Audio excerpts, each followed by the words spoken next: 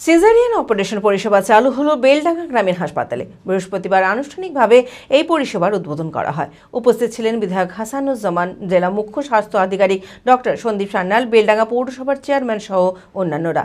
এই পরিষেবা চালু হওয়ায় উপকৃত বেলডাঙ্গাবাসী। মানসিক স্বাস্থ্যের জন্য সবার আগে যে নামটি মনে ভেসে ওঠে, সুস্থ মনের ঠিকানা মনোবীক্ষণ। যোগাযোগ নাম্বার 7477799513।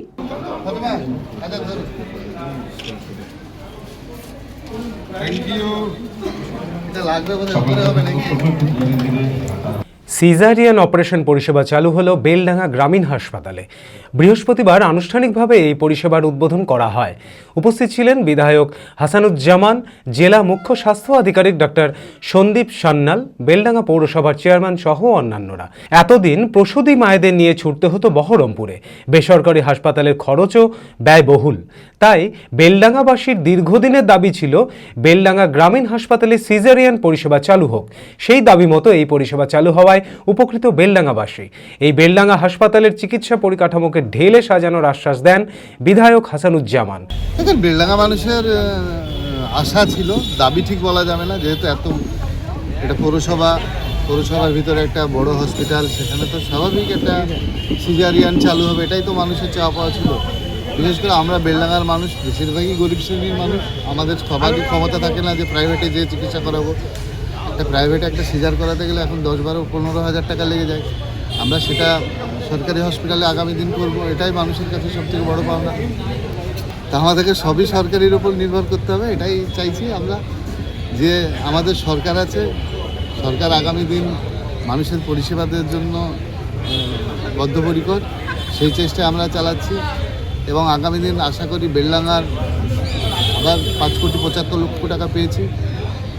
আমার সামনে যে গ্রামীণ হসপিটাল আছে সেখানে মডেল হসপিটাল হবে। আমাদেরকে বহরমপুর যেতে হবে না, এটা আমি দায়িত্ব নিয়ে বললাম। এই নিয়ে কোনো রকম আপনারা ভাববেন না যে আমরা যেটা সিজার চালু করবো এখানে, এই সিজার দীর্ঘদিন না, যতদিন এই হসপিটাল থাকবে সিজার চলবে।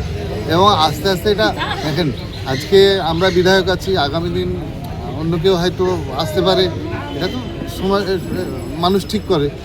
যে আসবে, যখনই আসবে, আগে যেমন এই হসপিটাল আমাদের তখন বামফ্রন্টের আমলে তিমির বাবু করেছিল, বাস্তব যেটা সেটাকে মানতে হবে।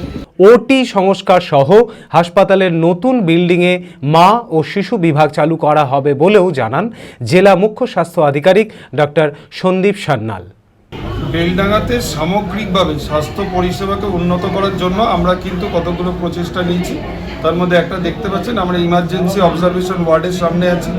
আমরা ওপরে ওটিটাকেও সংস্কার করেছি। এটা আমাদের মাননীয় বিধায়কের এটা দীর্ঘদিনের দাবি ছিল যে এখানে সিজার যাতে চালু হয়। আমরা সেই জন্য গাইনিকোলজিস্ট, অ্যানাস্থেটিস্ট আমরা পোস্টিং দিচ্ছি। আগামী দিনে আমরা সিজার এখানে চালু করে দেবো, খুব শিগগিরই ওটিটার কাজ হচ্ছে। পেছনেই নতুন বিল্ডিং তৈরি হচ্ছে, আর 10 দিন আছে বিল্ডিংটা শেষ করতে, হলেই ওটাকে আমরা মা ও শিশু বিভাগ বলে চালু করে দেবো। B Care Institute of Management and Technology ভর্তি চলছে civil, mechanical, electrical, electronics and telecommunication engineering কোর্সে।